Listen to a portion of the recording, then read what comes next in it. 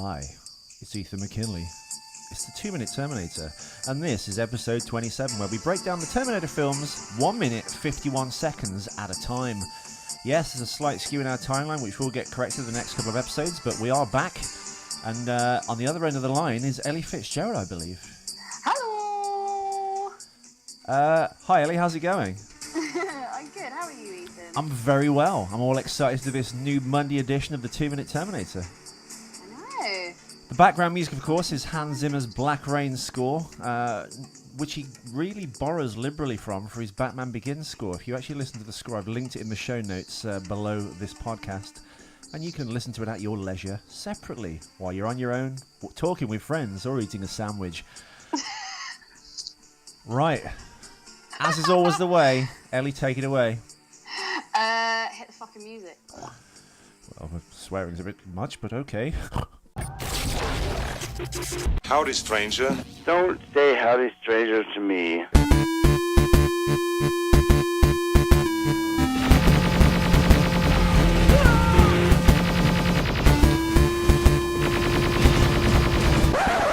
You didn't do the fourth. Thank God. It sucked. Yeah, it sucked. We're back. So, Ellie, how's it going? It's going well. How are you? I'm really good. Good. Now, for anyone listening, this 2-minute clip is actually a 1 minute 51 second clip, which will obviously get corrected in the next couple of episodes. It's just the software edited it all messed up, so the last few episodes have been 1 minute 51 seconds. But that means you get an extra episode, kind of, at the end of our run. And you can't wait for that, can you? I certainly can't. We certainly can't wait for Ethan's runs.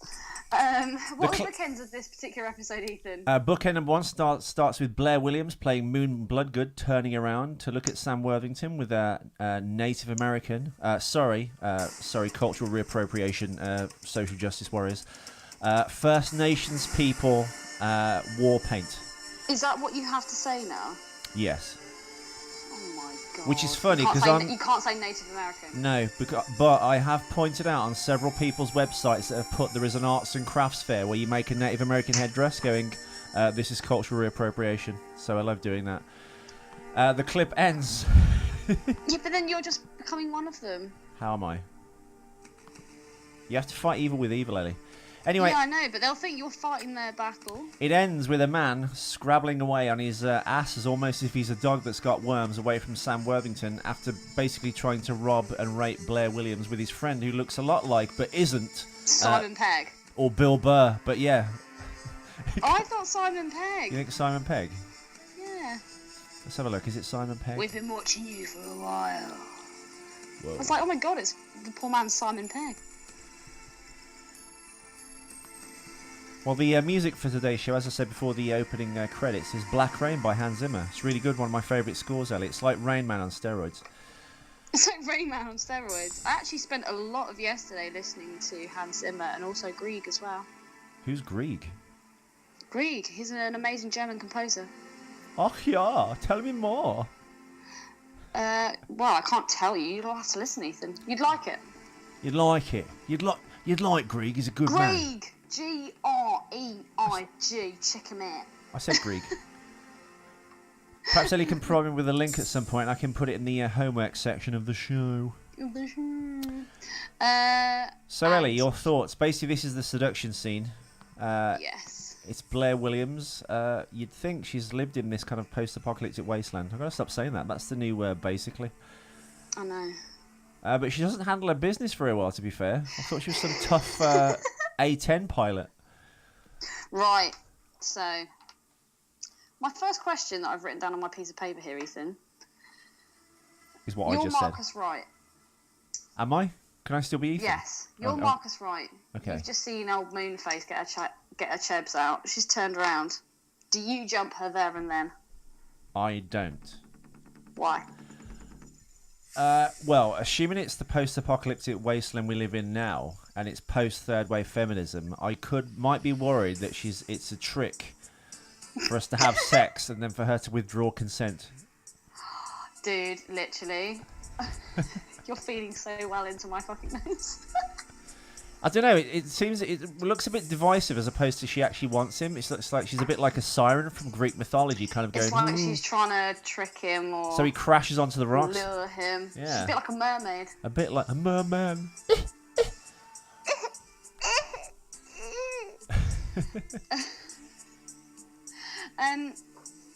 If you'd asked me the same question, I would have just done it because, quite frankly, she's asking for it.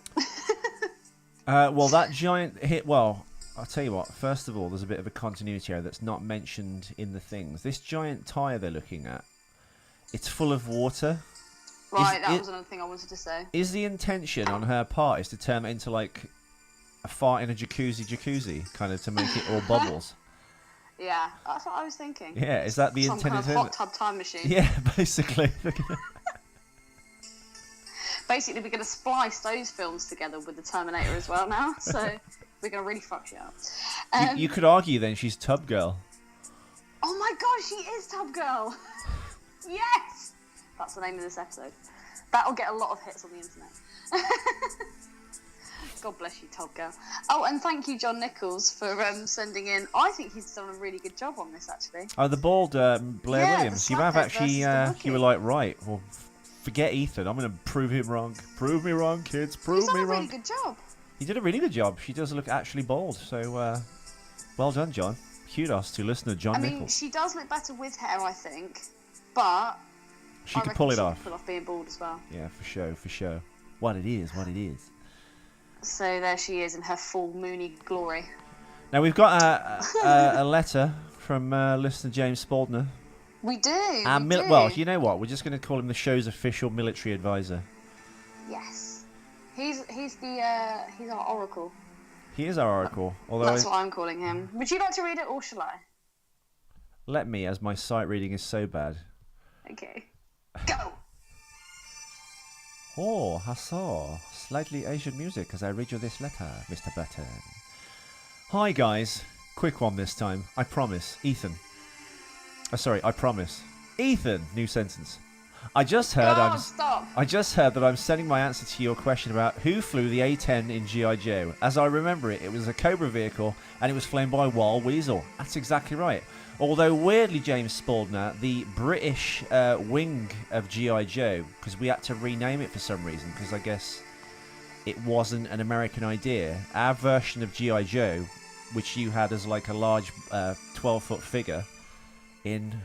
Oh, God, was it the late 60s with the Kung Fu grip? It was called G.I. Joe, basically. Then they converted in the early 80s to these 3.5-inch figures to fit in with, like, I guess, Kenner's 3 3/4 Star Wars figure line. So G.I. Joes, Ellie, all became very small. Now, in our country, our G.I. Joe was called Action Man. Ah, okay. So around the same time, we made, like, small miniature action men, but they called them Action Force. Okay. Now, there was an amazing vehicle. You didn't get this in the American toy line. I'm pretty sure you didn't. It was called the Robo Skull. And if you look it up, it's pretty much the most badass action figure flying vehicle ever. Now, your version of Wild Weasel was in our Robo Skull. But basically, Ellie, it's a skull with lasers coming out of its eyes. And like these I wings. think I've seen it. Yeah, it's like... I think I know what you mean. Yeah, it's really cool. It was one of the It's coolest amazing. toys. Why that never found its way to America and under a different name even within the G.I. Joe line, I have no idea. I'll link... Well, they can find it now, Ethan, because you will send them the link. Yeah, I'll put a link under the show and I'll actually put pictures of it on the 2-Minute Terminator page. But it's pretty remarkable. It's pretty amazing. But yeah, Wild Weasel, I think it was still called Wild Weasel, but he flew the Robo Skull in our country's version of G.I. Joe. Action Force. So yeah, well done, Spaldner. It is Wild Weasel. I can't remember the name of the plane, though. Also, I can't really say how many confirmed kills I may have. Oh, God, here we go. Snipers... Oh, God. Snipers keep a good count of their kills. We lose count after 10. Oh, God. This is getting really dark. Fuck. No, it's not. It's good. I think he's suggesting. Anyway, unless we take our boots off, then we can get a solid 20. What's that mean? Does he have sex with the people he kills? Finally, any critique I may send, note that I say critique, not criticism. You can criticise me, Spaldner. I don't care. I'm terrible at this job, and I chose it. It's all in good fun, and as a fan, you two honestly have the most fun podcast to listen to. Oh, thank you. I know. We're off the death list. It's off the death list. And yes, Ethan, I do listen to the other good ones to compare it to as well. I've actually started listening to Alien Minute, but it's a bit slow to start. But it's good because they mention other films. Star Wars Minute doesn't really mention other films. They kind of meander a lot on Alien, so I kind of like that one. It might be even better than Star Wars Minute, I don't know.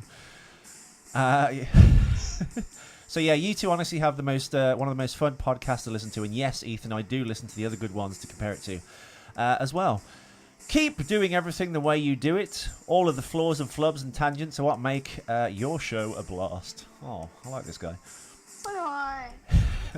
Ethan, I finally earned your respect, and it only took four seasons. The overly polished and overly produced podcasts become boring and predictable very quickly. All right, enough of that. Have a great night, guys. Oh, and try as you might, I will not let you drive a wedge between John and me. You need only your 2 listeners to help carry the show along. We got more than, 2 listeners? Although it would help if any of you have iTunes to actually go online and leave a review and a 5-star rating. If you've already done this, thank you. And please keep doing it under assumed names. Spawn, you're amazing. And You're so fucking good. in answer to your inbox message the other day, Spaldner, every time I now post a 2-minute Terminator on YouTube, it gets immediately taken down within seconds of it going up because of visual content in commas, because it now displays the 2-minute clip.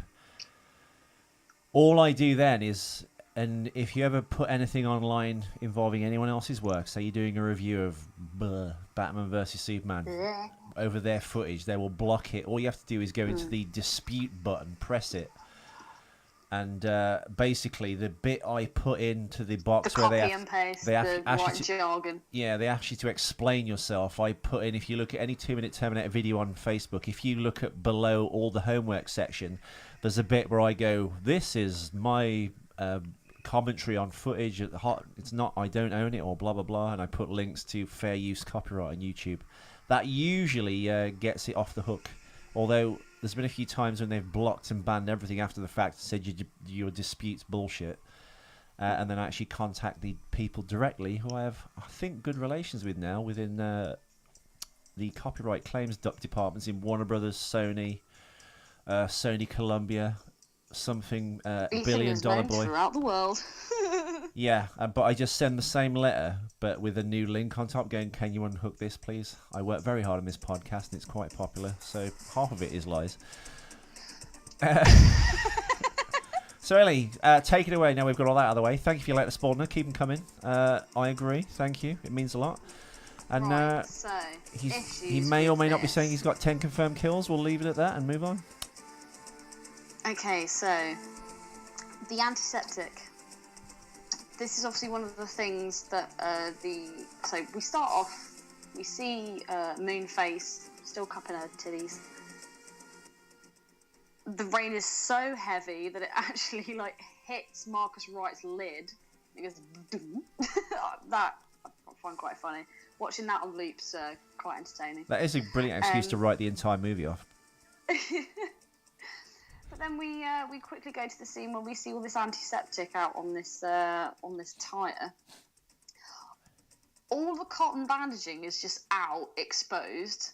The antiseptic was just open. The swabs are all out, and it's like contamination. What? Contaminated? Why would you do that? I don't know. It's irresponsible. Massively. Why would you do that outside? And it's raining. Well, and also I wanted to know how much time has passed. What wound is she exactly tending to, though? Exactly. I think, well, it could be just There's fake. I haven't seen any blood. I think it's a fake procedure to kind of pull him in and be like, oh, I've got a scratch on my nipple. Check this out. Well, it almost got a raped, stupid bitch. Whoa. So yeah, she's getting all her antiseptic, which again is quite obviously from this scene something that's seen of value. Mm. So all these ruffians have, emerged from the scenery. We'll get to them in a minute, but carry on. And it's just like, well, if something like antiseptic and shit like that is valuable, you wouldn't just be leaving it lying around willy-nilly whilst getting your chebs out in the middle of the fucking desert. No, but it's all part of a seduction for him, isn't it? That's really what it's all about. I think what the filmmakers have tried to do is make this kind of like poetic, romantic scene where, like, in the midst of all this chaos, two people can find each other, but it's kind of not really done very well, and it just seems a bit kind of like, it looks like a cheesy cologne commercial where she turns around and goes, "Oh yeah." I know, exactly, which is why I wanted to have the tattoo, all the things she said, music playing when we first did it. But well, we did start with that, and then because it was singing, it kind of like it cocked it up for me. I didn't actually want the singing. It's just the because the sound of the rain is exact. Oh, because I skipped past video, that just to as get. it is in this. If I know I can make memes, but if I could make videos, I would splice those videos together, and I'd have like Terminators like being all sexy, like throwing themselves up against like school fences, like raining. That'd be amazing. Yeah, no, it's She was a sexy Terminator schoolgirl, confused. She was a lesbinator. I think that'd be amazing. That's a music video. Yeah, no, it's. I just think they've just not done a very good job with it. Sadly, it's just a bit. They've tried to bring romance into this, but it's kind of like heavy-handed and a bit cheesy. It doesn't really work. Yeah, it's not great. And also, you question why she just suddenly is like, oh, I don't know. It's if I was in that situation, I'd be really paranoid, going, what is going on now?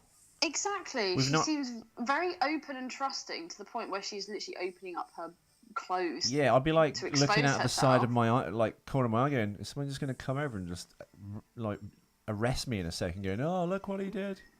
Exactly, it's ridiculous, and Because that there's people around like scavengers. It's also every man for himself. in the previous scene, she's kind of like undoing her top, and she's like popping one out almost. She's like, "You okay?" She's like, "I'm fine." It's just like, yeah, I'm fine. You led him down that path, woman. Exactly, but this is just being. This is what they do. Speaking though, Ellie, of strange mutants, here's a bit of a callback to season 3. In fact, it's maybe the 3rd episode of season 3, where the TX played by Christina Loken gets arrested by a cop. And she goes, "I like your gun." Do you know why that's relevant, Ellie?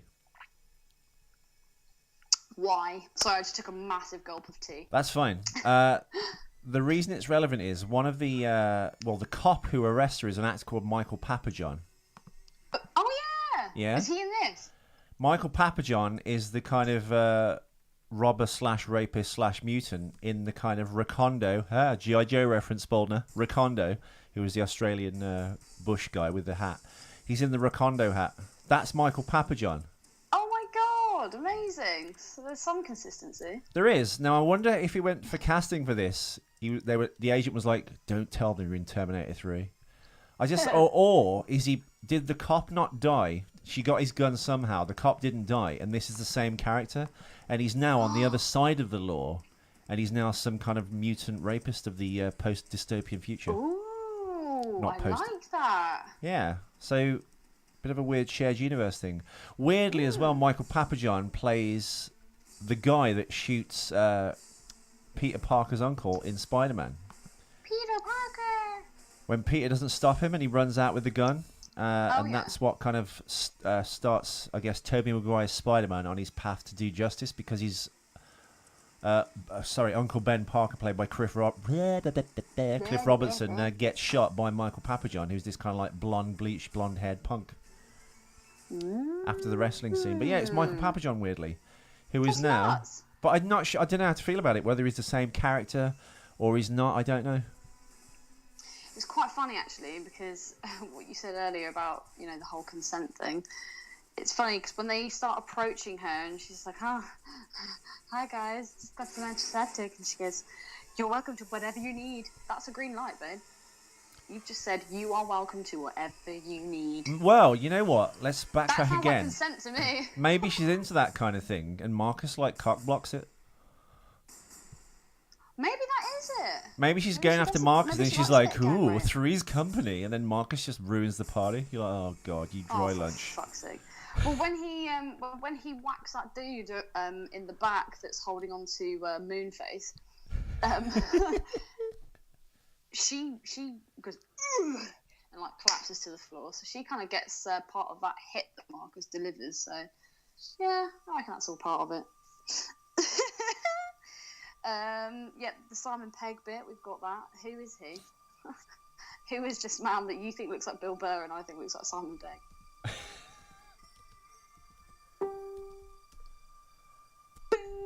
Oh, we've got a message from a feminist. Oh, Have dear. we actually? Yeah. Which one? Jester Walls. Here we go. Let's have a look. Right. Basically, listeners, Glastonbury, the famous festival, which is our Woodstock in the UK, is to introduce a woman-only venue. Oh my god. So I wrote under the picture... Oh my god. Yeah. So I wrote under the picture, reverse sexism. And then I wrote, at least all the women that will withdraw consent after sleeping with them will be contained into one area so they won't be bothering anyone.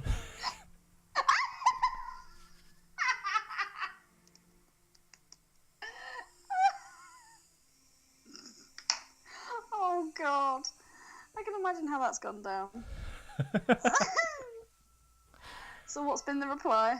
I don't know. I just think ultimately these things don't help equality. They kind of they create segregation. It does. Again, it's the them versus us. And she's written, it's a tiny area which is secret where women can go just to be amongst themselves and not be under the constant threat of harassment.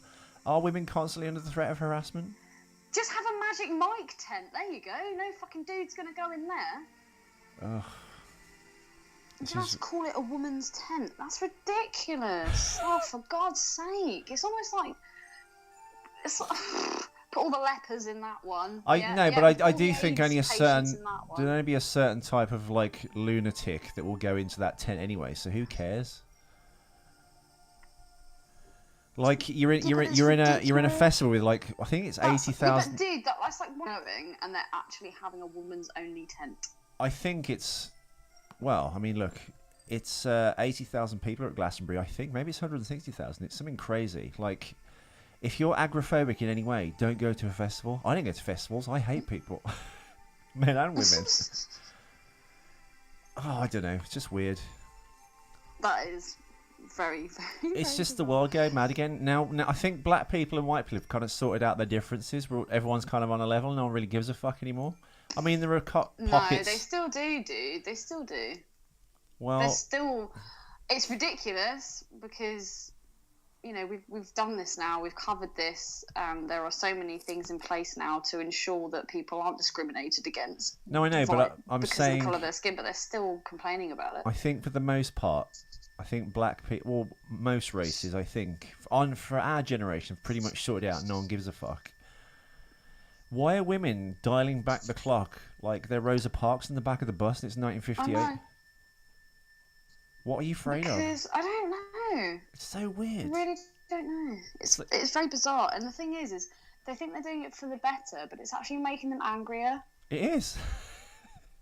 It really is. It's actually depleting any happiness or any kind of enjoyment of life that they might possibly have had, and it's just like I'm gonna walk around with this mattress till my rapist is caught.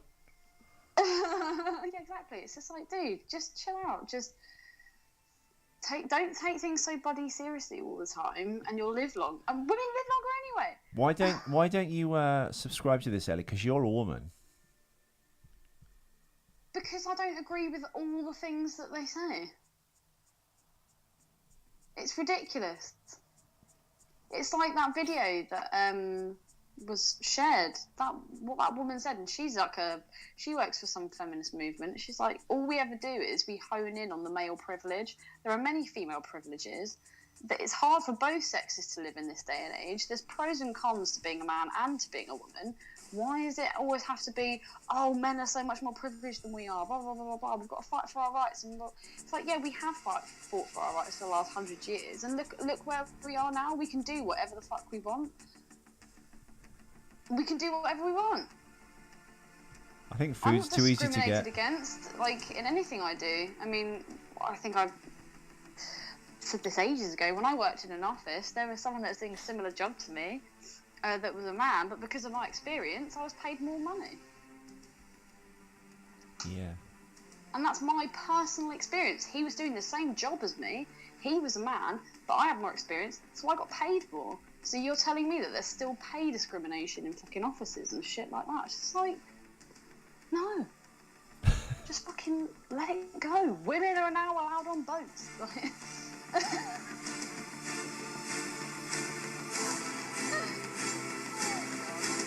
I'm so pleased, and it does. I feel bad because I'm like, oh, women, I do tar them all with this brush, and it's not fair because I would like to say I'm not one of those women, but there are women out there that do have the same opinion to me, and they need to come forward and they need to be saying this stuff. We're not men haters.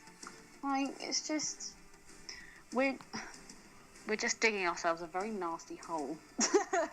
I was. That musical interlude boost I just played for people, this one. If you listen to it, this is still the Black Rain score by Hans Zimmer, but as you can hear, this is almost exactly like Batman. Yeah. Yeah. Sorry, Anyway, I didn't mind to ruin your point. No, you're right, though. I think... well, also, I think we live in this generation now where kind of like young people are having this like bigger voice, but they've got no life experience and they're just blurting out rubbish. Mm-hmm. And anyone who has an alternative point of view, or like me, posts a link kind of disproving what they've just said, they just block you, or they ignore ignore the video. So there's no kind of like criticism. They just put the blinkers on. It's like, no, I'm not going to see that. Or free and open discussion. It's strange. I'm not going to deal with that, so it's not there, so I don't have to worry about it. Yeah. Exactly. They talked about it in Joe Rogan yesterday. It was great. It was great. Great. Yeah, but he's a man. You've been mansplained. Ugh. Disgusting. Anyway, back to this whore.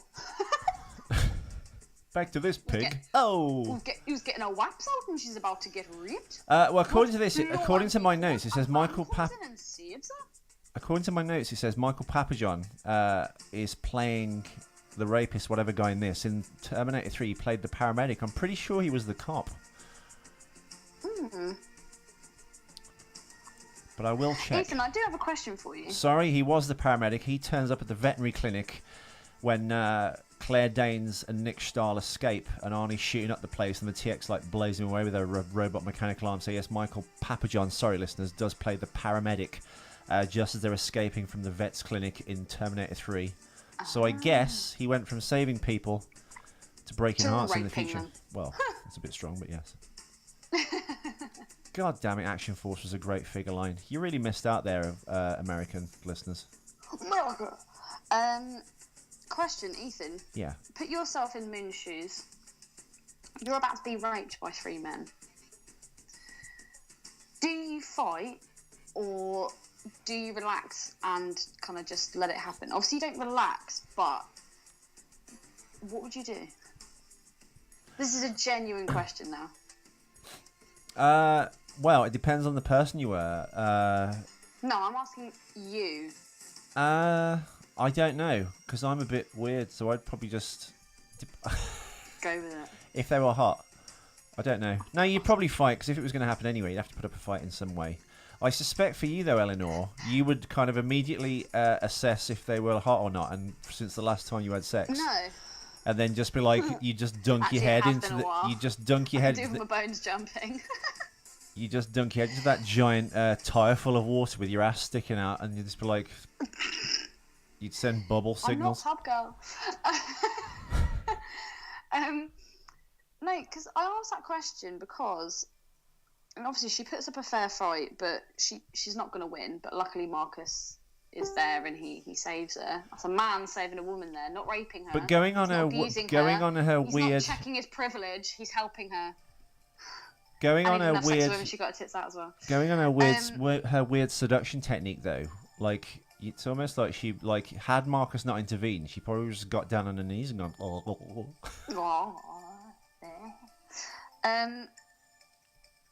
If I was her and I saw 3 men with guns like coming towards me, they were going to rape me. A part of me thinks, yeah, I'd fight tooth and nail, but is it more dangerous to fight because you could end up being hurt more, if you see what I mean? It's just like they say that when you're, well, I've seen some pretty horrific things and people like talking about like post-rape victims and stuff, and they said that when you're kind of in that place, the best thing to do is to relax, because if you are all tense up, you can do yourself serious like internal damage and stuff like that.